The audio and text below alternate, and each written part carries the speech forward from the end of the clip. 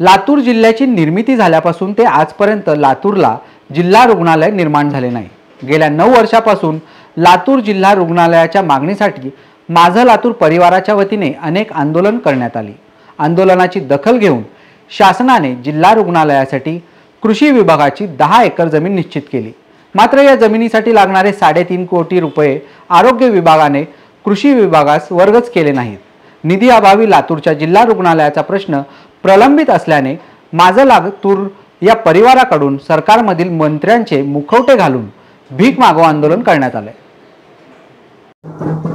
लातूरला जिल्हा रुग्णालय झालं पाहिजे यासाठी माझा लातूर परिवार गेल्या अनेक वर्षापासून प्रयत्नशील आहे। मागील वर्षी 2 ऑक्टोबर रोजी साखळी उपोषणाद्वारे शासनाचं लक्ष जिल्हा रुग्णालयाच्या प्रश्नावरती माझं लातूर परिवाराने वेधलं होतं। या आंदोलनानंतर मुख्यमंत्री, उपमुख्यमंत्री, आरोग्यमंत्री, पालकमंत्री आणि सर्व लोकप्रतिनिधींना माझा लातूर परिवाराचं शिष्टमंडळ भेटलं। त्यानंतर राज्य शासनाच्या वतीने लातूरच्या जिल्हा रुग्णालयासाठी जी जागा कृषी विभागाची 10 एकर जागा मंजूर करण्यात आलेली आहे, या जागेसाठी जो काही निधी लागणार आहे 3.5 कोटीचा, हा निधी देण्यासाठी एक राज्य शासनाच्या वतीने अध्यादेश काढण्यात आला होता। या अध्यादेशामध्ये स्पष्टपणे नमूद केलं होतं की 60 दिवसामध्ये ही प्रक्रिया पूर्ण करण्यात यावी।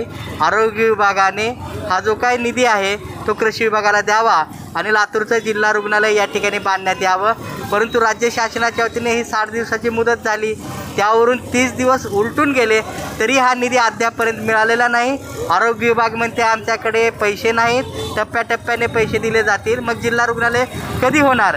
त्यासाठी माझं लातूर परिवाराच्या वतीने शासनाने जी काही हा अध्यादेश काढून लातूरकरांची फसवणूक केली, हे फसवं सरकार आहे। या सरकारकडे जर निधी नसेल तर लातूरकर स्वतःच्या जिल्हा रुग्णालयासाठी या ठिकाणी निधी देतील, म्हणून प्रतिकात्मक हे भीक मागो आंदोलन आम्ही हाती घेतलेलं आहे।